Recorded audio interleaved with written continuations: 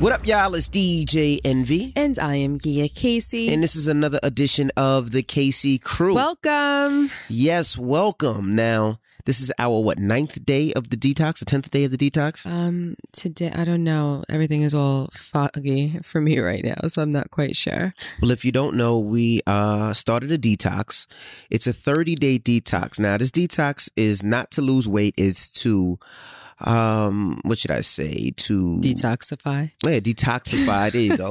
Detoxify our system, meaning we want to kind of give your body a break and just let your body repair itself. Your kidney, your intestines, your liver, your heart, everything that's working inside. We're kind of just taking a break from it breaking down food. So what we're doing is we're doing a 30-day detox where we're eating pretty much fruits, water fruits for 30 days. Yeah.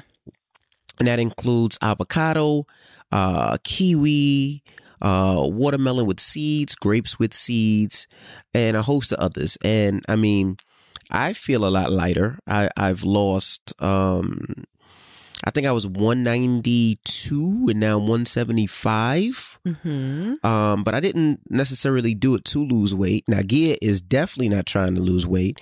And how many pounds have you lost, baby? Now about 6.5. 6.5. So, Gia has to eat more. She has to eat more fruit. She has to eat like every 3 hours to make sure that weight stays on, because the water fruit just pretty much just goes right through you.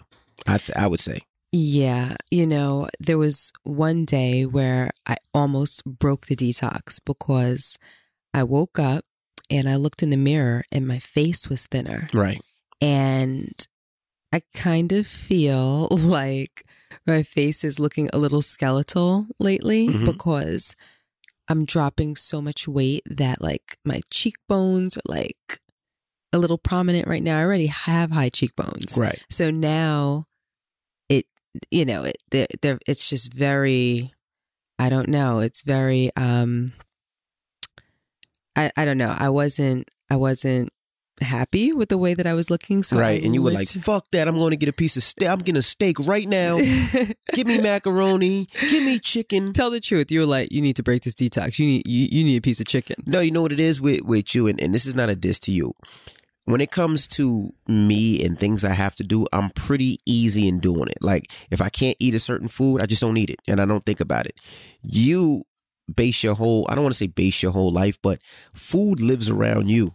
Like you love food lives around me. So Absolutely. I just got like cows and chickens and birds flying around me. Pretty much. That's just how it works. Pretty much. Like I'm walking around. It's just like food living around me. Yeah, you're the person that will eat steak for breakfast. You eat a whole They already burger. know. You have been very clear to everybody about my eating habits. You don't have to go over it again. You get disrespectful. You have a bowl of ice cream at 9 a.m. That's what you do. So the fact that you said, fuck this, I'm ending this. I was like, I understood because I know how you are. And when I mean food lives around you. But it wasn't because of that. I mean, don't get me wrong. It was a little bit too. You miss your food. No, I definitely miss my food, and I was absolutely complaining every day about being hungry and starving because, for me, I was feeling as though there was only but so much fruit that I could eat. Like I'm finding it very difficult to eat fruit 6 times a day. Right.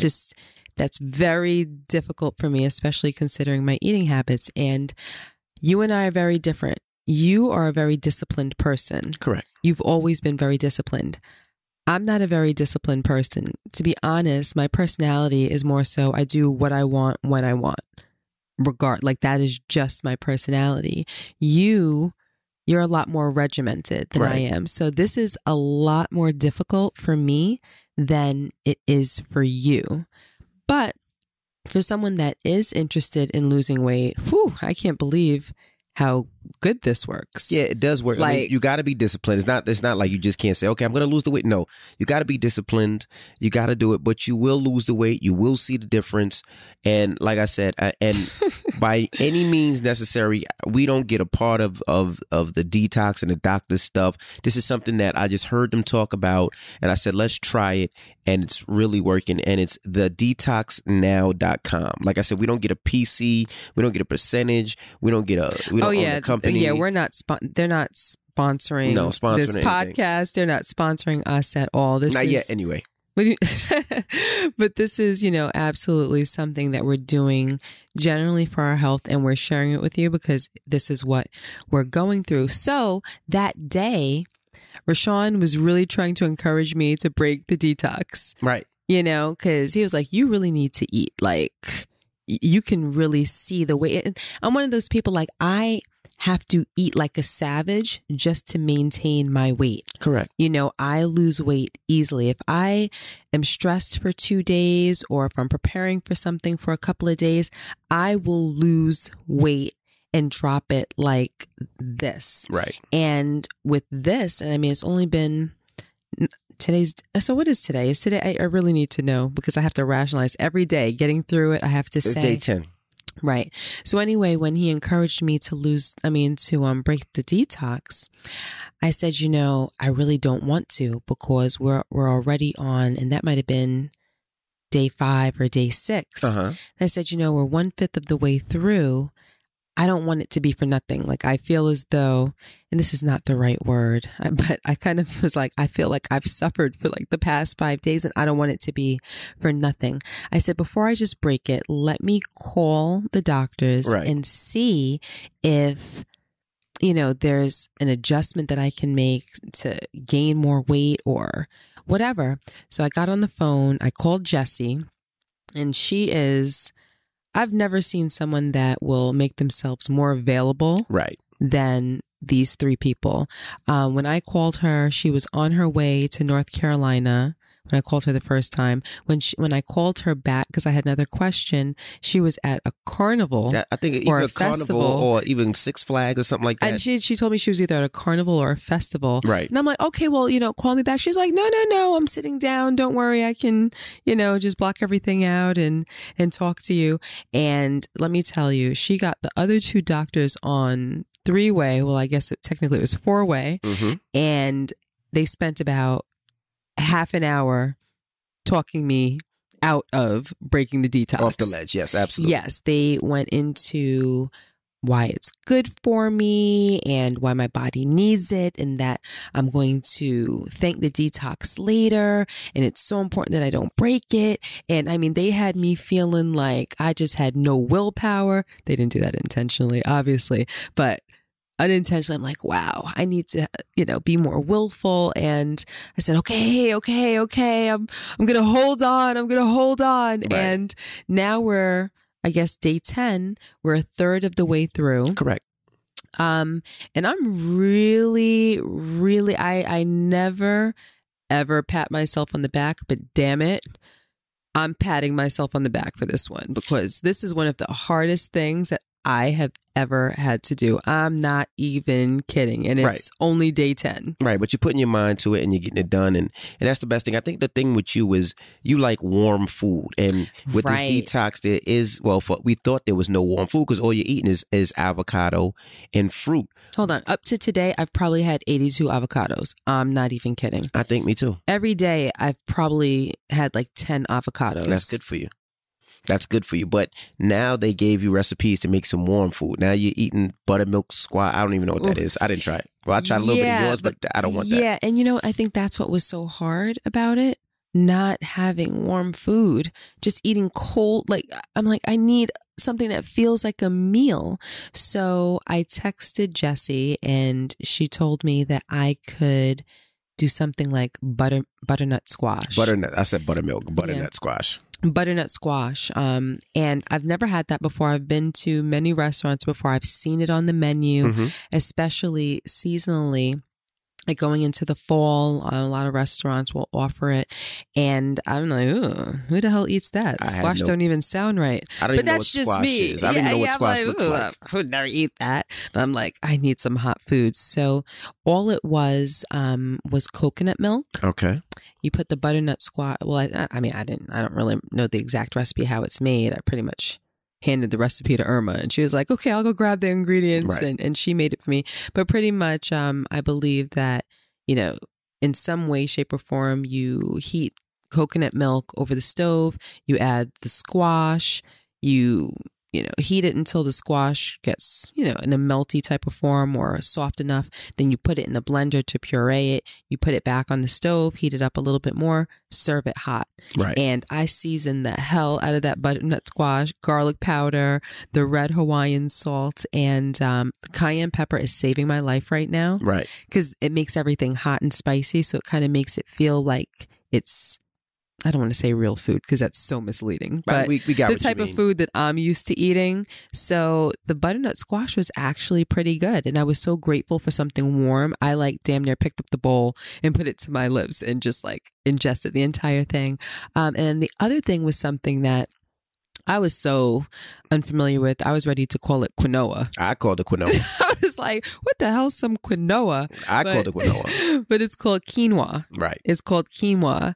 And I was just totally confused by what it was. I couldn't believe that it was a fruit. If anything, it looks like it's some kind of vegetable. Well, I said it's plant-based. It's plant-based. But it's a fruit. It is? It's very clear. Yes. We texted her and asked her. I'm like, You sure? I texted her and now you're going to pick up your phone. You don't believe me. Because I Googled and I thought it was plant-based. No. Well, I don't know what Google told you, but Jesse told me that quinoa is a fruit. Oh. In some way, shape, or form, it is a fruit.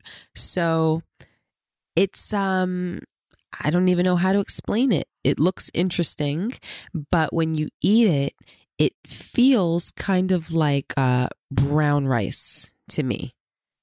Rashawn, trust me, I'm telling you, I would never give misinformation. That's you. Go ahead, keep going. No, because I could have sworn I looked this sucker up. And are you going back to texts or are you Googling? I'm Googling. As it said, quinoa, whatever it's called. Quinoa. Yeah, that is a flowering plant in the, what is it, amaranth family. It has I'm not going to try to read this, a herbaceous annual plant grown as grain crop primarily for its edible season. It's not a grass, but rather a botanical related spinach. See, it's not necessarily, I don't remember. Go to our text. I went to our text. Jesse said that it is a fruit. No, I think you're wrong with that, baby. Don't tell me I'm wrong. Call Jessie and tell her she's wrong. I don't see it here where she said it was a fruit, though. Okay, now you're starting to make me upset. You can cook the quinoa. Now you're going to, see, now, hold on, I'm sorry, have people, the taste but of he's not going to fruits sit on here and tell top. me that I'm wrong. Because... Yeah, it does not say it's high in calories and delicious. They never said it was a fruit, baby. Rashawn, don't say that. I am telling you. Okay, see, this is where you make me upset. Go ahead. When I tell you that I remember something and I tell you something is a fact, it's a fact. I'm not saying that quinoa is a fruit as a fact. I'm telling you that factually, Jesse said that it's a fruit. Then read it. Because I don't see it on our text at all. You texted her, how come we can eat quinoa if it's not a fruit? Jesse, quinoa is a fruit. Me, oh, okay. Okay. Hold on, look. Because now you're starting to make me mad. All right, let me look. Very clearly, quinoa is a fruit. Go ahead and read it. Where do you see? Oh, wait. Quinoa. I gave it to you. Why are you scrolling? I handed it to you. If it's not a fruit, quinoa is... Okay. All right. I was wrong. I admit when I'm wrong, damn it. I just want to make sure we're giving the people the right shit. You telling me that... Oh, you making sure that we're giving the people the right stuff? Yes. Okay, I'm going to leave that right there. Leave it right there. I'm going to leave that right there. But go ahead. So anyway, I seasoned that, and that was actually really good. Technically, as we shared with you guys before, organic grape tomatoes or organic cherry tomatoes is something that we can eat. So I chopped that up and I seasoned that and I ate that with the quinoa, and that was actually good. That's something that I can eat even off the detox as like a healthy snack. Right. But so it's kind of like rice with chopped tomatoes. And when I was eating that today, I'm looking at it and I'm like, wow, I feel like I'm like a child of the wilderness right now. A child of the wilderness? Yeah, I felt like I'm sitting here eating like grains and berries. Feel like a hippopotamus? Like, do you know what I mean? Like, no, I don't know about a hippo. I don't know what they eat, but I'm looking at my plate and there's like avocado and grain. Well, it felt like grains and tomato, and then I got butternut squash, and then there's pineapples and watermelon. And I'm like, this is my meal. You know, I'm like, wow, I feel like I'm on one of those reality shows where they just dump you in the forest. Well, not really the forest, right? But I'm just going to say we know what you mean. the forest, and you have to just, fend for yourself and start picking stuff off of trees and I feel like out of the ground you and feel like that. Heating it, with a man-made fire and all right, this is how I'm going to survive. That's kind of how I feel. But at least you can survive, because if they dropped us in the forest before, we'd be fucked. We would be F-U-C-K-E-D. Now we know we can eat fucking fruit off the trees true. and all that other stuff. Because I feel like a squirrel. Like I feel like I'm just grabbing little pieces of fucking fruit and whatever it is and just eating and keeping it moving. That's what I feel like. Right. So for me, after day 2 of eating the hot food, I stopped progressively losing weight. So maybe 2 or 3 days ago, I had already lost 6 pounds. And today I'm still at the loss of 6 pounds. Okay. But you're eating more too. It stopped me from losing weight. And good. Yeah, well, I wasn't eating that much because I was just tired of fruit. Gotcha. I was just tired of it. So I'm like, all right, I'm just going to detox and I'm just going to eat what I feel like eating. But I was honestly too busy complaining. And what I realized also, and this is just a good note on life, I was kind of talking myself out of the detox every day. Right. By feeling so negatively and professing that negativity with my mouth every day. Mm-hmm. Like, I'm hungry. Oh my gosh, this is so hard. Oh my gosh, I need a steak. Oh my God. Like, I was just speaking negatively, and it was perpetuating how I felt about it, which was negatively. But when and this has only been about 2 days that I switched, but I realized that I'm like, you know what? If I'm approaching this negatively and constantly complaining and constantly thinking about food, well, obviously we're eating food, but constantly thinking about the food that I'm used to eating, this isn't going to go well for me, and it's going to worsen my experience. I need to think about it positively. I need to look at my plate and, be happy about the food that I'm eating, right. Realize all the good that I'm doing for myself, realizing the vacation that, we really are putting our bodies on. Correct. And understand and trust that at the end of the 30 days, I would have done so much good for myself that it would be all worth it, just like Jesse and the doctors have said. Right. So that has given me a little bit of encouragement. So, it kind of taught me a little lesson, even though we're only a third of the way through, that it's important to just be positive in life. Absolutely. When you complain and focus on the things that aren't making you happy, you focus on the negativity, you really make it worse. And just in 2 days, changing my frame of thought has really helped me. That's dope. So I kind of want to share that with everybody. And I want to thank Jesse and the 2 doctors for taking the time to encourage me, because I can't, it would be very difficult for me to drop everything I'm doing to talk somebody off the ledge, or every time that they have a random question, to be there, and not only to be there, but to be there enthusiastically. Yeah, well, they don't only just want to make money, because I'm sure they will make money, but they also want to encourage and help people to live a healthier life. So important to them. That's their goal, and they're sticking to that goal, and I definitely appreciate them for that. And again, we're not getting paid for this or nothing like that. And if you want to check it out, you can. It's thedetoxnow.com. And once again, we're not getting paid. This is, we're not getting a check. We're not getting anything yet. Just joking. But why do you keep stop that? Because you never know. They might say, "Hey, we want to add you to the team," and then a month from now, we might be like, "Okay, well, now we're part of the team." But right now, whoa, part of a team. You are bugging. Like, when this 30 days is over.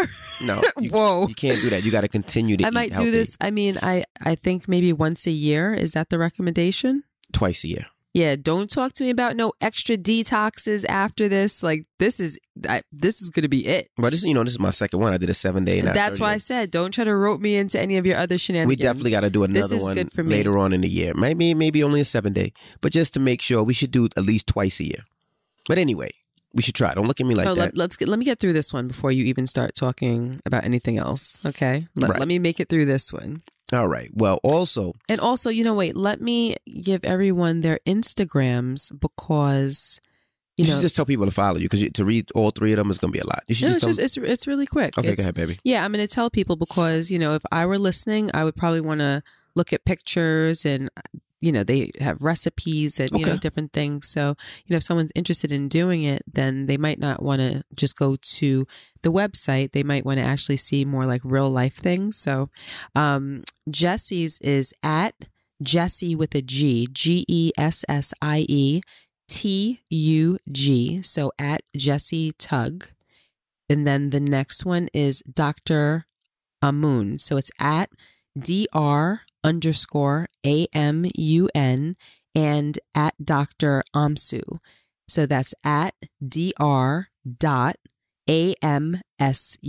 So if you're interested in, checking out their Instagrams, you guys now have the handles. Let's go. All right.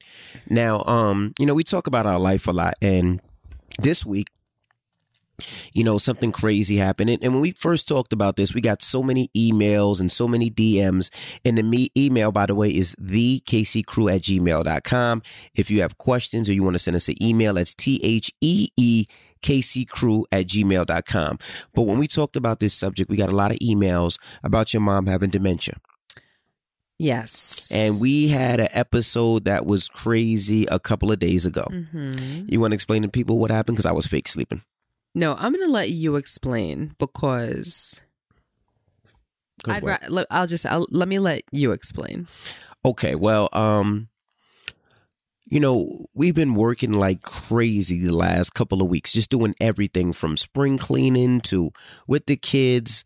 Our nanny Irma is leaving for 6 weeks. So we have a lady that's here that started to work for us. So we're trying to fill her in and taking her on the kids' school routes and showing her where the grocery stores are and where the kids go swimming, just trying to fill her in as fast as possible. Yeah, we're trying to do like a speed training right now. So she's living with us as well, and she's going to be taking over Irma's spot for the 6 weeks. Right. And even with the detox, I'm not going to say they make, but they suggest that you get a lot of sleep. And I think with the detox, I just don't have, I don't want to say as much energy, but I guess I'm tired. I go to sleep early now. Rashawn, I'm going to be honest with you. There's no difference in your energy level. Really? Yeah, no. Well, I feel tired. Like, I feel like now I go to bed so early. I don't know what it is. You're going to bed the same that you were going to bed. Really? But yeah. And I can speak from an honest place. I have the same amount of energy. I just knew that I was going to be walking around like, woe is me. And I have the same amount of energy. But what I will tell you, just to piggyback on the earlier topic, is I feel like my stomach is shrunk. And they say when you eat less, that your stomach shrinks to accommodate the amount that you're eating. So now, even though I'm eating fruits, I get full very quickly. Me too. Which is also why I think I'm losing the weight. Me too. But I feel like I've been going to sleep earlier now. And I've been feeling better when I'm getting up. Maybe, now I'm in bed early, but when I get up, I feel better in the morning. Oh, okay. Before in the morning, I felt tired. I felt sluggish. I felt slow. Now I have a lot of energy in the morning, but when it's time for me to go to bed at night, I'm knocked out. Mm-hmm. But anyway, one night when we're sleeping, your mother comes in the room. Mm-hmm. And she says, I'm knocked out. Now, hold on. This is a warning. What? I know it's funny, but don't get knocked out. Okay? That's all I'm going to say. You shouldn't talk to your listeners like that. I'm talking to you. I'm making this very clear. I'm making this very clear. It's funny, but don't get knocked out. But anyway, go ahead. So your mom comes in the room and says, Gia, wake up. And you wake up. And now I'm fake sleeping at this point. And she goes, I knew you were fake sleeping. Hell yeah. Because I was like, I knew you were fake sleeping. I was like, I'm not dealing with this. She goes, there's a man downstairs staring at me. And he said he's going to kill me. Mm-hmm. And you said, no, Mom, there's no man downstairs. You go back to sleep. I did. It definitely wasn't that simple. Tell the story because I was sleeping. It definitely wasn't, Mom, there's no man downstairs. Go back to sleep.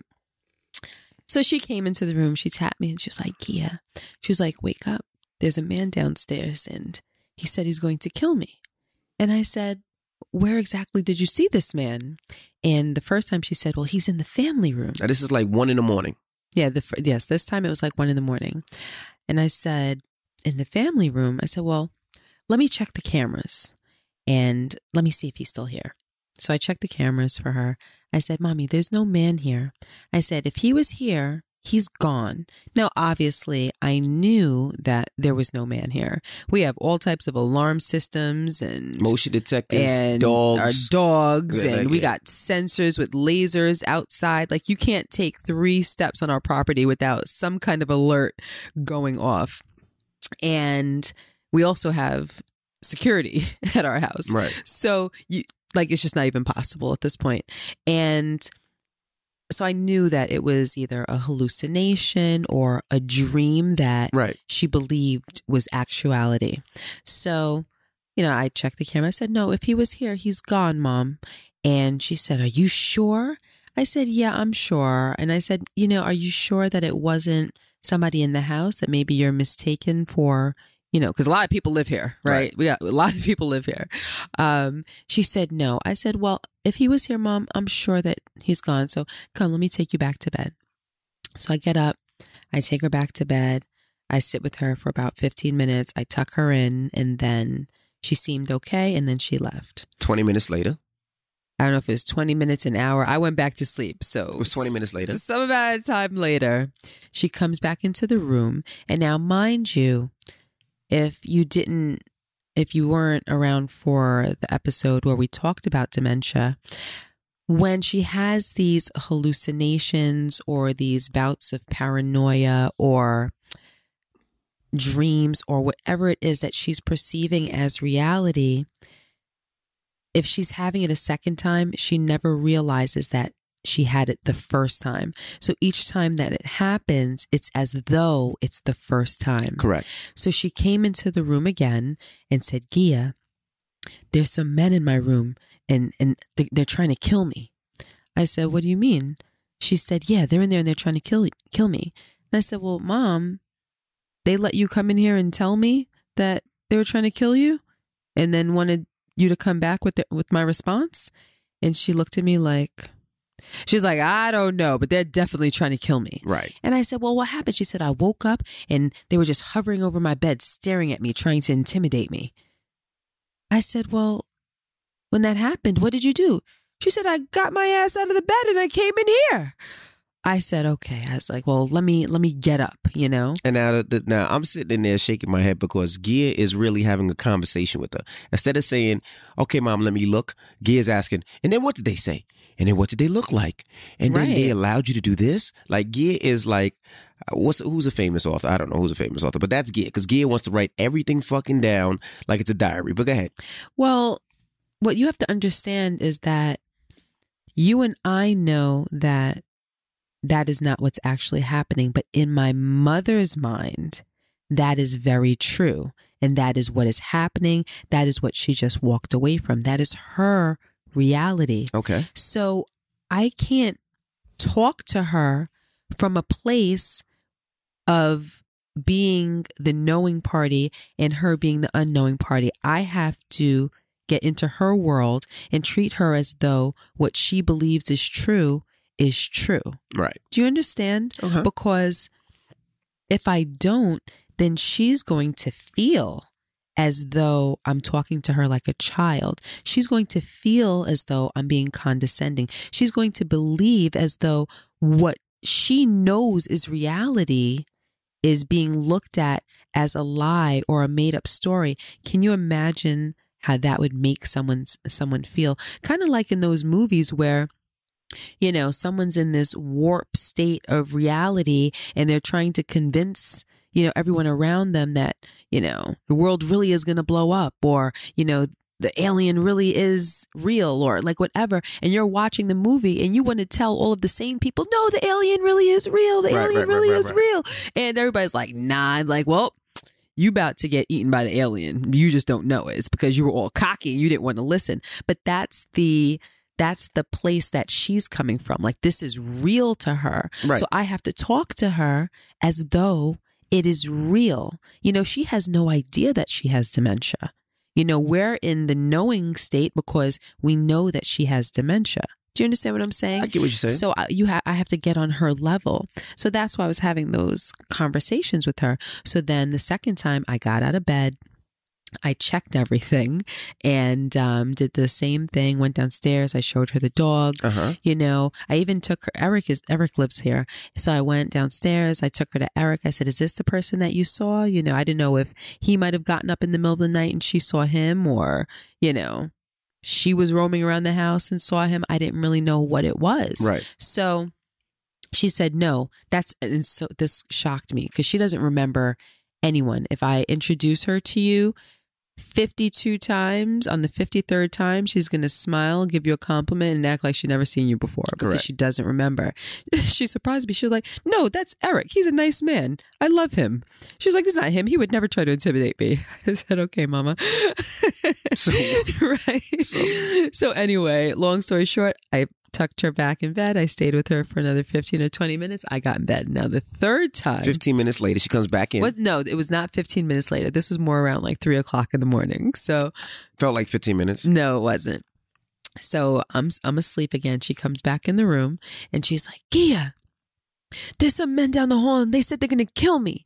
And I said, Mama, are you okay? Because this time she seemed kind of freaked out. And she was like, I don't know what to do. You better get the gun. That's what she said? Yeah. Oh my goodness. I don't even think she knows that we have guns, but she was like, you better get the gun. And I was like, okay. I said, well, so now at this point I get up with her immediately and I go into her room and I said, well, you know what, Mom? I go through the whole spiel again. I said, you know what, Mom? If you see them again, you just scream. Right. She was like, well, if I scream, they're going to shoot me. I said, okay. I said, listen, don't worry about it. I went through a whole conversation with her again and I tucked her in. I said, listen, nothing is going to happen to you. She was like, you don't believe me, do you? I said, of course I believe you. She said, well, I tell you what, if they kill me, you're next. I said, what? Well, better you than me. She was like, basically like, oh, you non-believer? Well, when I'm laying here dead and bleeding out, you, your husband, and them babies are next. So you better take me seriously. Right. Rashad, I just had to laugh. I said, Mommy, I believe you. It's not that. I'm trying to tell you because I showed her the cameras. I showed her the dog. I showed her Eric. I showed her the video of our security guard. I showed her everything. I'm like, we're like, don't worry. Like, we're okay. Like, if they're here, they're gonna just they're gonna perish. Like, don't worry. Like, Right. We have everything in place. And she was just like, all right. And then I think she finally fell asleep. Nope, that wasn't it. Then yes, it was. Nope. Then I'm sleeping, right? And I hear you walk in the room carrying something. Oh, you're so stupid. Now, mind you, you are so stupid. In Jackson's room, outside of Jackson's room. Well, the last time she wanted to sleep with the babies. Right. She was like, well, let me sleep in here with them to protect them. Right. So I tucked her into Jackson's room because that night, London wandered into Jackson's room and they slept together. So now it's the three of them in the bed. Right. So I see Gia.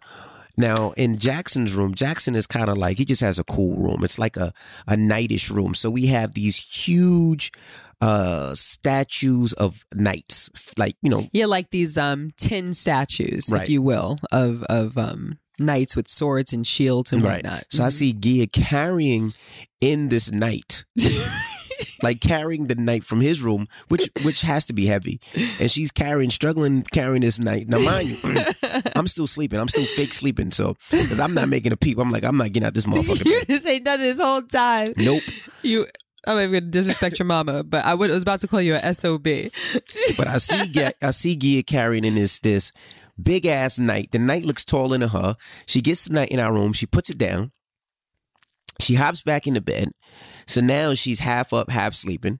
And then I hear her say, that knight does look like a regular person. Yes. And I'm like, what the fuck is going on? Yeah, so what I'm thinking is that, because a lot of the time, mommy likes to sleep, well, they're in love with each other. Like Jackson and my mother have like this sordid love affair. Correct. Like, he walks her around the house hand in hand and he shows her things. He'll have her on the floor and he'll be playing his cards. Look, grandma, look at this and look at that. And like, he is just in love with grandma. So a lot of times he'll go and get her to come and sleep with him. And a lot of times he doesn't want to fall asleep without her. Right. So sometimes she'll wander into his room if she falls asleep in her room or whatever.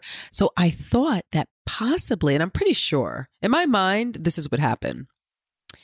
She fell asleep in his room, and the night on where the side of the bed that she sleeps really does kind of hover over her. If she looks up and to the left, that night is like guarding his closet, and it really does look like someone hovering over you, looking down at you like in a condescending way. I think that she probably fell asleep with that in her vision right before she fell asleep and dreamt what she dreamt. So when I tucked her into Jackson's room, I looked, I said, you know what? She might have been asleep in here, and this might be what's responsible for, you know, these hallucinations that she's having or this dream. So I'm like, let me get these statues out of the room. So I woke up and Gia was carrying these nights in the room, and I'm foul because I still act like I was sleeping. Yeah, you really are. And I seen you carry these nights. I'm like, this is fucking crazy. Yeah, and then you know something. And it looked like you was struggling so bad you had to get outdoor. And thanks for helping me. You're awesome. You're an amazing. That's husband. Gonna be the name That's of this podcast, Gia versus the Night. That's what it's gonna be called. Because the way you were carrying that shit, and then you got in the bed and you were so tired, and then you just said, it does look like a person. Yeah, because you know I put it across the room, and I kind of got up. I didn't even know you were awake. I got up on my elbow. I'm looking. I'm like, that does look like a friggin' person, like all intimidating and hovering, and kind of looks like someone that's gonna kill you. Yeah, I'm sure. And then guess what? That was the last time she came into the room. When you moved the night. When I moved the night. My goodness. Well, thank God we moved that night, because she was coming every 15, 20 minutes. Like it felt like an hour and a half straight. I'm trying to get some rest. And that's what I think I had a party in Connecticut the night before. So I was tired as a motherfucker. And your mama kept coming in there. I'm like, Mama? I'm so glad I have such a great support system. You're awesome. I listened. I chuckled. It was funny as shit. All right. This podcast is going to be called Gia versus the Night. That's ridiculous. And the night won. Because you were struggling like a motherfucker. Whatever. All right, well, let's get to the email of the week. And before we get to the email of the week, I want to say shout out to everybody that's coming to the show this week. Of course, this Sunday, we're going to have a great time. It's at the Highline Ballroom. And I promise you guys we will be doing more live shows and more things. And it looks like, set the date, mark your calendar for May 13th. Now, May 13th is our anniversary. And it's also Mother's Day. So we're going to do a brunch, like a Mother's Day anniversary brunch. And you know something? It's kind of cool. Correct me if I'm wrong, but the year that we got married, it was Mother's Day. Yes, it was. So the year that we got married, May 13th was Mother's Day. And I feel as though this might be the first time that it's shared Mother's Day again, that May 13th has been Mother's Day again. And I don't really know how that works. So some of you guys might be like, yeah, well, that happens every how many years? I don't really know. But this is the first time that I remember since the year that we got married that Mother's Day and our anniversary happened again on the same time. I could be wrong, but I like that. I like them sharing the day, because that's actually the reason why we picked Mother's Day the year that we got married, because it was kind of like to honor our mothers on our wedding day. Absolutely. So we're going to do a brunch. Now, this brunch is going to be a little different. It's not just going to be we sit down and we talk podcasts. No, we're actually gonna party. Like, we're gonna have a good time. Yeah, it's no be podcast. A celebration. It's no podcast. We're inviting everybody out. I'll get the spot today of where we're going to do it. So I will be letting you guys. You kind of have an idea though, right? Yeah. I mean, it's pretty much in stone, but I just want to make sure it's like 95%. And I just want to get it 100%. So just mark your calendars. Get ready. If you're out of town, come on down. We're going to have a good time. It's going to be a Mother's Day brunch. There's going to be food there. There's going to be drinks, of course, dope music, and we're going to be partying. Yes. So it should be a lot I'm excited. of fun. I'm excited too. I like to do things with people, especially our people that follow and listen to us. And I think it's always dope when we do things outside of your just normal shit. So I'm very, very excited and happy about this. And for the live podcast, if you attended the last one, you know, we had fun.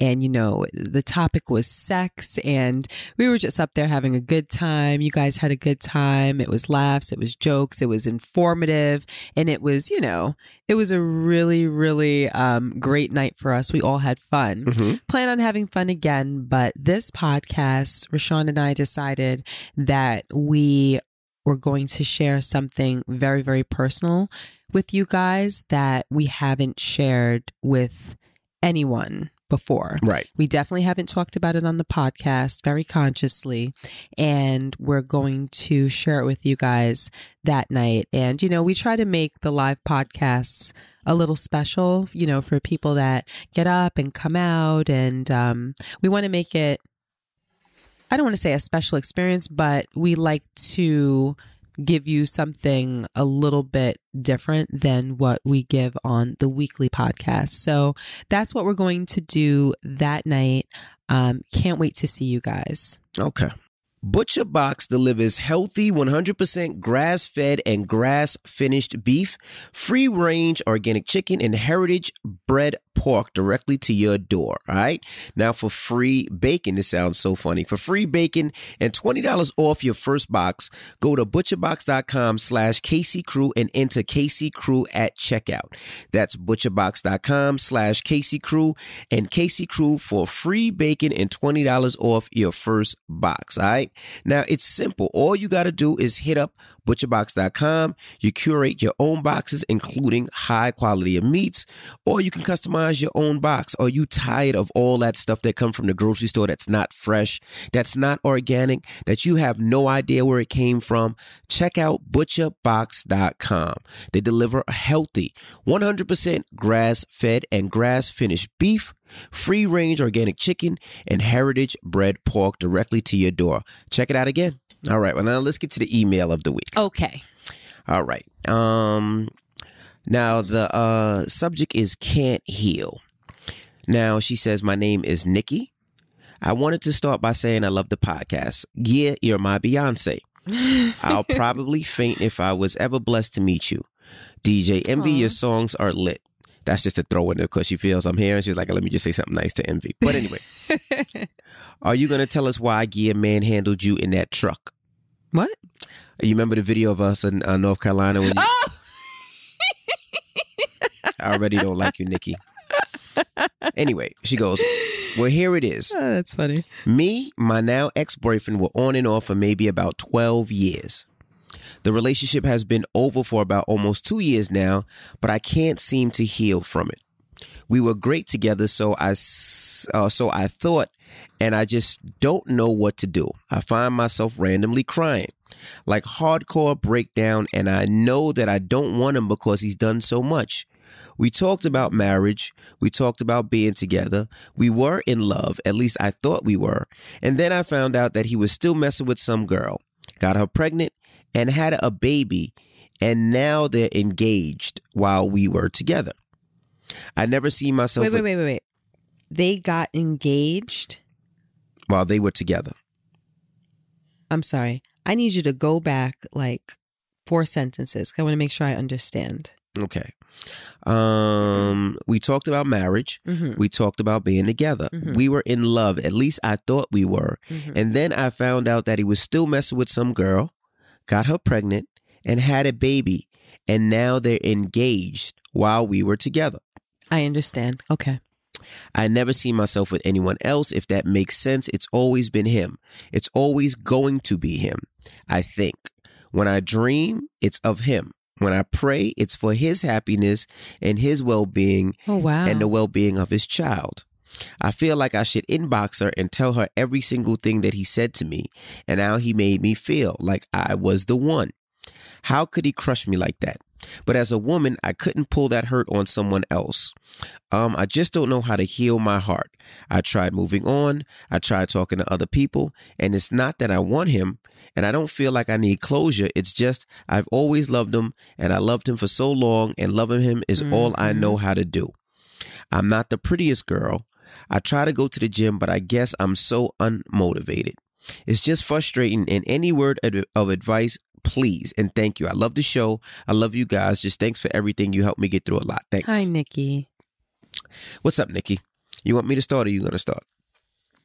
All right, Nikki.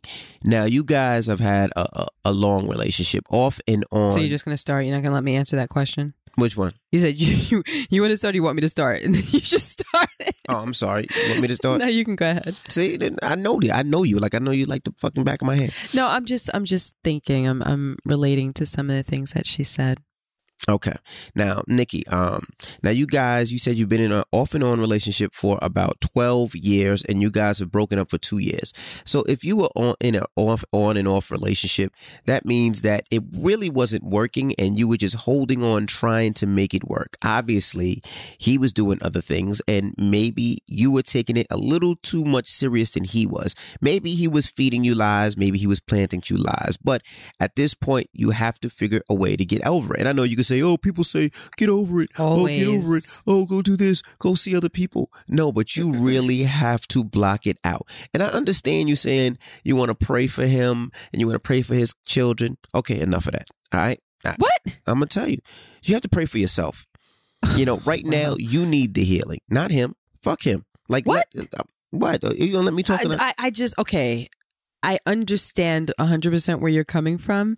But you can't tell somebody not to pray for the happiness of others. No, she has to pray for the happy. She has to. She can listen. Hold on. Let me just say, if she feels in her heart that she should be praying for him and his child or his relationship, as warped as it sounds, because it absolutely, positively sounds warped and a little. I mean, she's an incredibly compassionate person. But if there's something that's telling her to pray for them, even though she was done dirty, she was cheated on, he was having a whole relationship on her and outside of their relationship and spoon feeding her lies and disrespecting her and doing the worst. Anybody that's listening, kind of like, you know, the way that you just said, would think, well, he's the last person that she should be considerate of or should be praying for. But what I'm saying is, from a spiritual place, there's something that's telling her or compelling her to pray for him. All I'm saying is you can't tell her not to pray for him if she feels. Well, I feel you can say that maybe he doesn't deserve it, but I feel Rashawn, feel like you should not pray for him. You should pray for yourself and pray for your own healing first. How about as well? No. Okay. Pray for your own self as well. Get yourself together. Get yourself fixed. And then you can start worrying about other people. You can't help or fix or try to even indulge in somebody else's problem without fixing yourself first. And one thing that you said is what really got me open is, and this is what it sounds like. It sounds like you feel you're a little insecure by saying, I'm not pretty. I don't want to go to the gym. And he was probably, you feel like, the only guy that was giving you that love that made you feel good. And that's what you miss. You miss the fact that he made you feel good. He made you feel like a woman. He made you feel like a pretty woman. You are a pretty woman. You are beautiful. You don't need him to feel that way. You don't need him to make you feel all good and warm inside. You should make yourself feel that way. That's where we have to start. We have to start with yourself. Fuck him. You know, no disrespect to him, no disrespect to his girl, no disrespect to his family, but fuck them. This is all about you. You have to recover and get yourself strong. So start praying for yourself. Start doing things that make yourself feel good. Don't work out because you want to get revenge on him. No, work out because you want yourself to feel better. Even getting on that detox. Like, Nikki, you hit me in my DMs, I'll handle your detox. All right. I'll make sure you try that detox. You lose weight. You feel good and sexy for yourself. You go out. If you want to go go shopping and get clothes, get it for yourself. You want to look pretty and beautiful for yourself. Fuck him. Fuck his family. If you feel like he did you dirty and he did you dirty, if that's what happened, because we don't know, there's 3 sides to every story. But if that's how you feel, you worry about yourself. Every night you pray, Heavenly Father, thank you, God, for giving me another day. Heavenly Father, I want to know what my assignment is in this world. Heavenly Father, I'm appreciative of my home, my family, my life. You think for yourself. You think for you. Don't worry about him. Like, I don't know. We don't know if he's praying for you or whatever, and it doesn't matter. Worry about yourself. Fix yourself first, and then we can worry about the outside world. But you are a beautiful person. You are beautiful. You are sexy. You are pretty. You ain't got to worry about no motherfucker telling you that or the way that he makes you feel. And that's part of the reason why you can't get over him, because you still thinking of the ways that he's made you feel. And let me tell you one thing, and this is going to be breaking the guy code. You know, when men do things like that, the same game he spit to you is probably the same game he spit to her. And the reason that you feel for it is because it feels good. You know, when I have a rough day, I come and I talk to Gia first. You know why? Because she makes me feel good. You know, I know that if I had a fucked up day or a horrible day, she's going to take that negativity out my system and just make me feel good. So the first person I run to is not my friend who's going to laugh at me and joke at me and put me down. I want to run to the person that's going to make me feel good. And he was that person for you, but he's not that person for you now. He's with somebody else. So work on yourself. But now, you know, you say F this, F them. Correct. You know, think about you. I said fuck them. Yeah, but go ahead. Right. How? And that's always the question that I pose to you, because it's so easy to say, concentrate on yourself, go to the gym, take care of yourself, pray for yourself. And I love everything that you said. Right. I love everything that you said. And I agree with you 100%. Well, 92%. I just don't agree with, you know, when God compels you to pray for somebody, even if it's your enemy. I think that you do what God puts on your heart. So that's the only thing I disagree with, but I agree with everything else that you said. But the question is, how?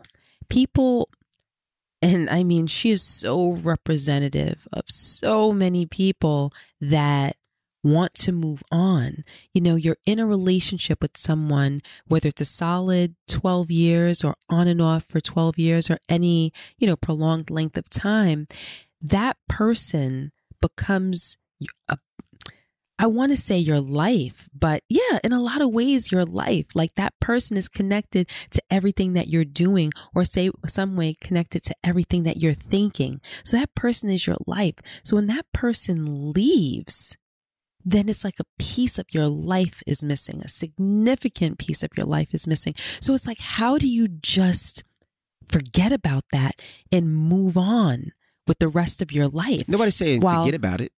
While every day you're hurting.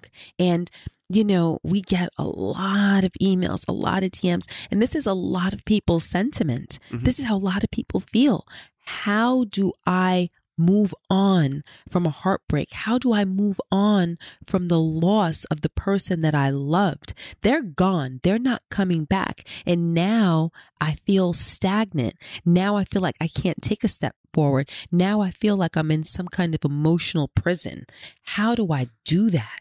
So for me, it's always, you know, you can tell everybody the stuff that occurs to all of us, you know, like you got to move on, you know, get yourself busy doing something, forget about him. He wasn't worth it. She wasn't worth it. They didn't deserve you, et cetera, et cetera. If they did that, that means that they didn't love you in the first place. Like she already heard all that. You know what I mean? But I think the question is, how do I get out of this emotional prison? Yeah, I mean, it's easy. I mean, first of all, you think it's easy? I'm not going to say. I don't think you wanted to lead with it's easy. But what I want to say is the start. Definitely not easy. The start is easy first. You know, no, I'm sorry to interrupt you.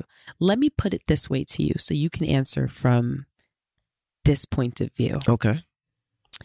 Let's say that I was a different kind of person, right? Or let's just say I changed. Something happened to me in this life and I changed. And one day I came home. No, let's say I was a different kind of person and let's say I met somebody. Okay. And we're friggin' solid, right? And you didn't see it coming because you couldn't see it coming because we're so solid. And out of nowhere, I blindsided you and I came home and I told you that it was over. Let's say over time, you saw me changing. Right. You saw me disconnecting from you. Let's say things in our life started becoming strained, and let's say our sex life changed, and I wasn't there for you as much, and I wasn't as supportive, and you felt me drifting away. And one day I came home and I told you that I met somebody. Okay. And that it was over and I was leaving. Think about that loss and how you might feel. And let's say, time passed and it was past the time where you were trying to get me back or trying to get me to stay. And you realized that it was really over and we were done. What would you do to get yourself back on your feet? Okay, well, first of all, if it's in a situation where it's been 2 years since we've been together, the first thing I'd do is I would cut you off physically. And when I say physically, I would have to make sure any platform that I would see you, I would have to stop seeing you. Like, the first thing that people do is when they break up with somebody, they still stalk their social media, whether it's their Facebook, their Instagram, their Twitter, their MySpace, my Snapchat. That's the first thing I would have to do. I would have to cut you off for all of those. And that's not being petty. That's because I don't want to see you. I have to work on myself. So I would block you from all those social media platforms. So you would block me? Absolutely. You would actually block me? Yeah. I would block so you. Petty. Oh my gosh. It is so petty, but I got to work on myself. I got to make sure I don't see you. Mm-hmm. If I got to heal myself, I don't want to turn on my feed and then I see you. And that's going to put me into a place that says, well, damn, that should have been me. So once I take that out of out your system, that's step one. Taking that out of my system. Then step two is I have to make sure I delete your number from my phone. I have to make sure I block you where you can't call me, where you can't wiggle and weasel back in. And this is saying that we didn't have kids, obviously. Right, if we didn't have kids. Right. So, and the reason I would do that is because I can't give you the opportunity to come back in my life until I can heal. Because all that's going to do is kind of like having a cut and it never really heals. And then you play and it opens back up. Yeah, you keep picking the scab. Right. I can't allow you to pick that scab. So I have to just cut it off until I can heal myself. Mm-hmm. So I pretty much take you off my world. Mm-hmm. Like you don't exist to me until I can feel better about myself. And then from there, I have to work on myself feeling better. And if that includes talking to a friend, if that includes doing something to get my mind off of it, and that's doing something positive, whether it's going to the gym, whether it is praying, whether it is doing something that I enjoy that is positive. Like you can't do any of the negative things. It can't be, I'm going to go smoke some weed. It can't be, I'm going to go smoke a cigarette. It can't be, I'm going to drink. It can't be, I'm going to eat. It can't be, I'm going to do things that are negative because those are worst. So it has to be something positive. Maybe I do like to travel. Maybe I do like to go to museums. Maybe I do like to go to the park.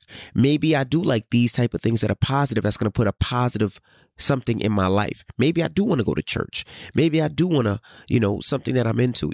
I'm into cars, So what do? I would go to a car show every weekend where I just look at cars. One day it might be about Mercedes. Next day it might be about Ferrari. Then next weekend it might be about Honda. Whatever I can do that I enjoy that will take my mind off of that. And then when I get to a place where I do feel like I'm healing and I do feel like, hey, maybe I do want to start dating again, then I can slowly wean myself back off you and then start wishing you the best. But before then I can't. I love everything you said. That's very good. I feel for Nicole because she seems like a loving, sweet, compassionate person. She cares about him. She cares about his relationship in the sense where she doesn't want to reach out to the female because she doesn't want to put that on her or hurt her, even though this person was involved with her man while she was involved with him. That takes a very big person. Just the degree to which she cares about him. And what bothers me about society, and I'm definitely going to go on a little bit of a tangent because this is something else that I don't know, that just irritates me. And every time that I see it, it bothers me. And I know you're probably tired of me even saying it, but people, I feel that they really don't realize how beautiful they really are. Absolutely. And our society is so hell-bent on physicalities and people's looks and people's appearances.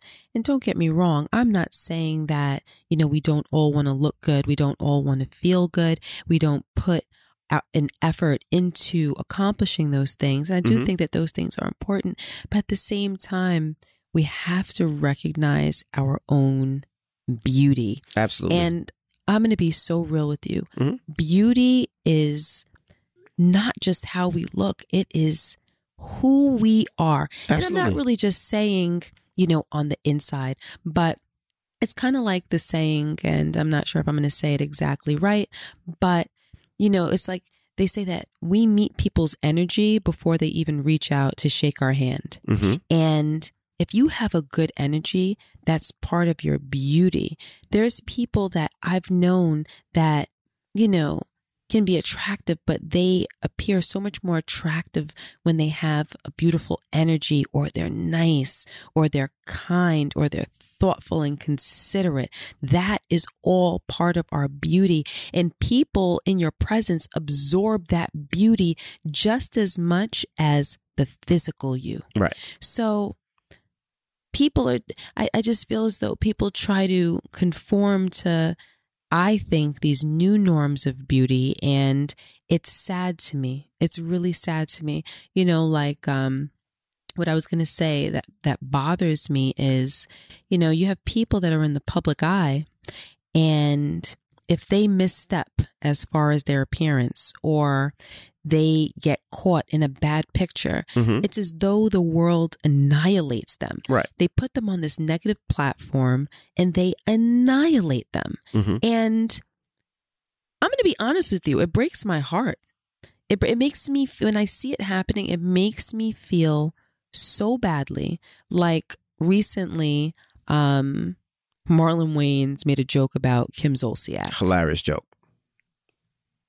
Whatever. And I didn't like it.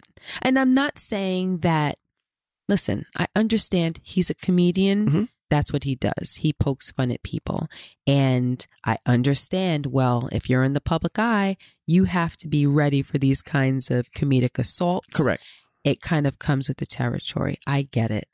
But what we don't realize is that people, even though they're in the public eye, are people too. Right, absolutely. And they hurt too. Listen, has she had a lot of work done? I think that that's undeniable, right?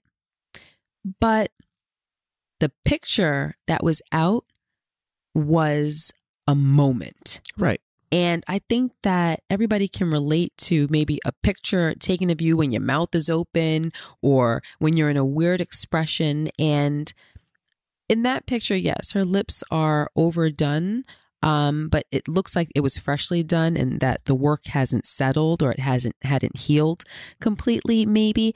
All I'm saying is that was a bad moment. Right, that's a bad moment. And it's like that picture is captured, and then it's everywhere. And then she has to look on social media and see the entire world tearing her apart. Will people accuse her of occasionally being a negative person? I'm sure. Will some people say maybe she deserves it? I'm sure. But I just kind of feel that nobody really deserves that. Kind of like when it happened to Wendy Williams, and that picture of her got out, and it was everywhere. That day I couldn't turn on my Instagram without scrolling past a picture of her in that bathing suit, and everybody was tearing her apart. I don't want to cut you off. I'm sorry to cut you off. I think we should talk about that in the next pillow talk. And the reason being is because I want to go in depth with it, and I really want to go in depth about it, because I feel totally different from you.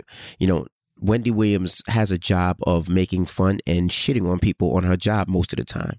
And now when somebody shits on her, you feel bad for it. Well, what about all the people that she shitted on? No, and that you should feel bad for, that she's done for years. I understand. And the same thing with Kim.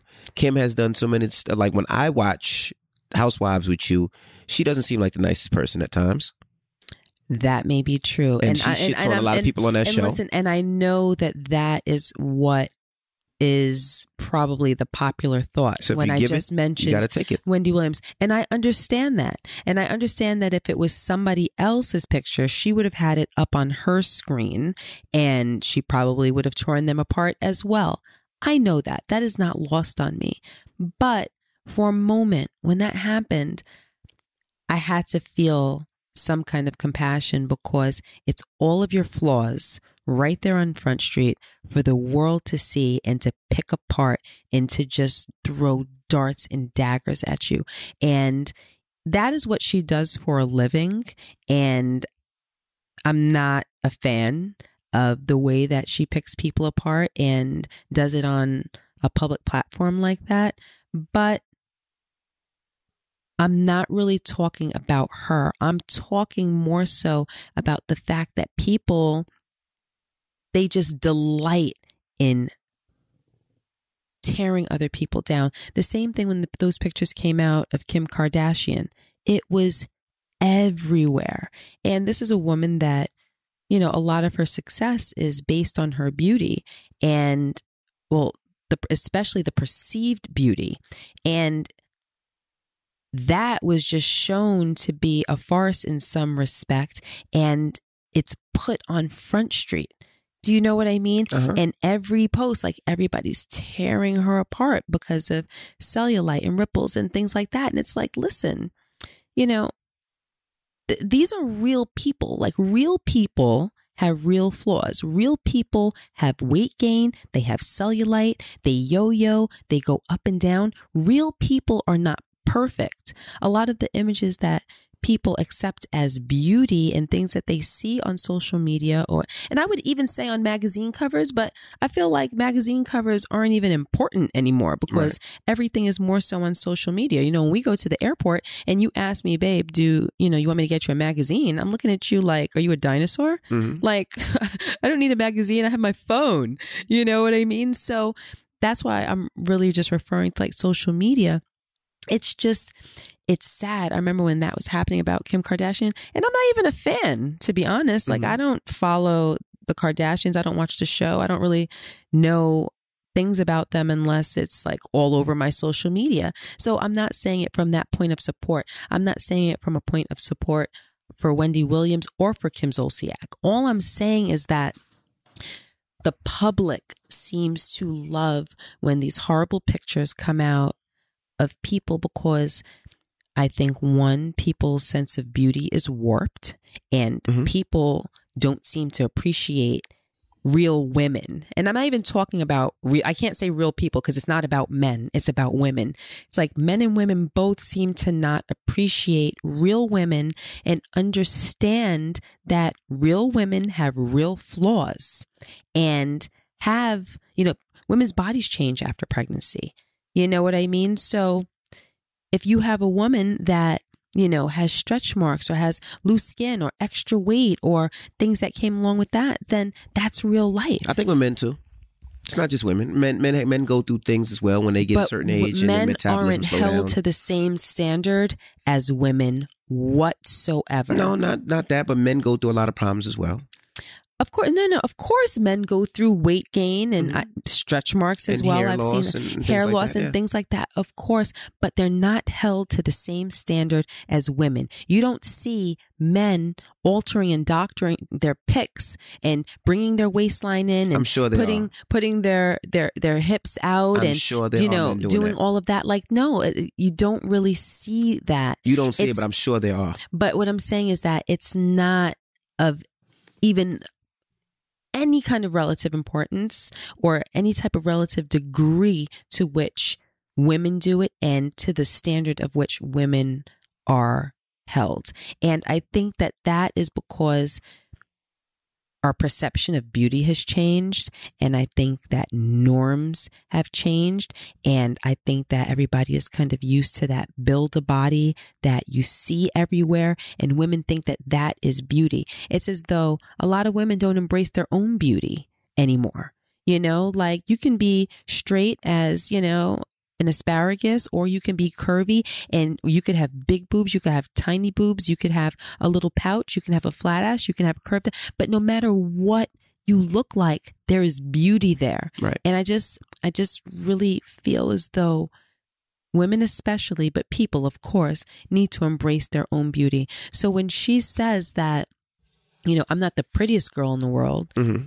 whether it's true or not, it doesn't matter. You're still beautiful. Absolutely. And just based on her email, you can tell that her spirit is beautiful. And Nicole, you have something that a lot of people don't have, and that makes you special. Empathy, compassion, the ability to pray for somebody that has done you wrong. Mm-hmm. Not a lot of people have that. Right. So that sets you apart from other people. And maybe that is what that man loved about you on and off for 12 years. Maybe all of that beauty is what really shined through with you. Now, when it comes to this other person, who knows? Maybe something about her distracted him away from you. And I'm going to tell you, Mm-hmm. you seem as though because you are so in love with him, I think that, and I've said this often, but people appreciate what they have to work for. Mm-hmm. When things are given to people too easily and there's no challenge, and they know that no matter what they do, that person is going to be there and waiting, and there's no consequence for bad behavior, you put yourself in a boat where that person almost has no choice but to take you for granted. I believe that that is just human nature. If I know that every day when I come home, my husband's going to be waiting at the door for me, he's going to open it for me and give me a kiss, the first few times that he does it, I'm like, oh, that's sweet. Oh, that's sweet. Oh, that's sweet. But by, the 15th time, I'm going to take it for granted. I am going to take for granted Mm-hmm. that when I open that door, he is going to be there and give me a kiss. And guess what? The 16th time is not going to be as special. The 17th time is not going to be as special. The 18th time is not going to be as special because it loses its newness and now it's predictable. Do you see what I mean? Mm-hmm. So, by the 20th time, if he's like, oh, well, she doesn't seem to appreciate it anymore, and he's not there to give me that kiss, you know what's going to happen? I'm going to open that door and I'll be like, but wait, where's my kiss? Right. And then I'm going to go looking for that kiss. Do you see what I mean? So it's like, I don't think that even if you're in a relationship for, how long have we been married? It's going to be 17 years. Yeah, 17 years on May 13th. Mm-hmm. And we've been together for 23, 24 years. Even in a long-term relationship that's filled with love and happiness, I just don't think that things should be as predictable. And I don't think that either party should just feel as though everything just kind of comes with the territory. Right. I think that I still want to feel as though I have to earn Rashawn's love. And I feel as though he should feel the same way. Every day we need to earn it because it's not there for it to be taken for granted. So I think that you possibly made things a little too easy for him. And when a person has to stop working towards something, Mm-hmm. I think they subconsciously lose interest. So my advice to you is to take hold and to assert your own importance. Think about you first and what makes you beautiful, what makes you worthy, what makes you important. And like Rashawn said, start doing things to invest in you. Work out not because you want to look good for any other person out in the street. Work out because you want to be healthy, because you want to look good for you. Right. Invest in things that interest you. If that's spending time with people that love you and that can invest in you as well and make you happy by being around them, watching movies with them, having dinner with them, going out and doing things with them. Do that. Do things that make you happy, but that are also an investment to take the place of the void. Is it going to make you feel the same way? No. Companionship is so important. Right. Like I look at, I've had conversations with some people that I know, both men and women, who are single. And actually a conversation I had about a week ago with a male. And he's single and he's like out there living life, and he's like, I just don't want a girlfriend. Like he's really just out there sleeping with people and just, having like small little relationships and whatnot. And my question to him was, don't you miss the companionship? Like laying down next to a warm body at night and watching a simple TV show and cuddling. Like, don't you miss the companionship? Because to me, I'm assuming that's a big part of your loss. Like coming home to somebody, seeing that familiar face every day, laying down next to somebody, cuddling, feeling that warmth and everything. You know what I mean? I don't know how to tell you to compensate for that.